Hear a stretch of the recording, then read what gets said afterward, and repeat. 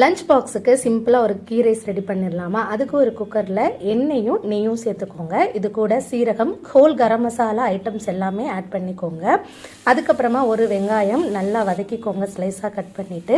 இது கூட 1.5 ஸ்பூன் இஞ்சி பூண்டு பேஸ்ட் போட்டு அதையுமே வதக்கிக்கோங்க. இதுக்குள்ளே நல்லா ஒரு கைப்பிடி அளவுக்கு புதினா ஆட் பண்ணிக்கோங்க. பாதி தக்காளி சும்மா கலருக்காக இதை மட்டும் ஆட் பண்ணிக்கலாம். இதுக்கு 1 டம்ளர் அரிசி எடுத்தீங்க அப்படின்னா 2 டம்ளர் அளவுக்கு நம்ம தண்ணி வைக்கணும்.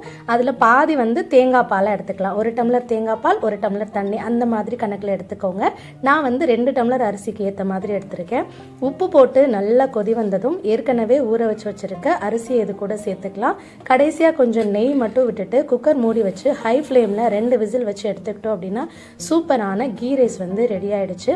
பாஸ்மதி அரிசி ஜீரா ரைஸ் எடுத்துக்கிட்டிங்க அப்படின்னா 1க்கு 1.5 அளவுக்கு தண்ணி எடுத்துக்கோங்க. அவ்வளோதான். எண்ணெய் கத்திரிக்காயோட சர்வ் பண்ணோம் அப்படின்னா சூப்பராக இருக்கும் இந்த கீ ரைஸு.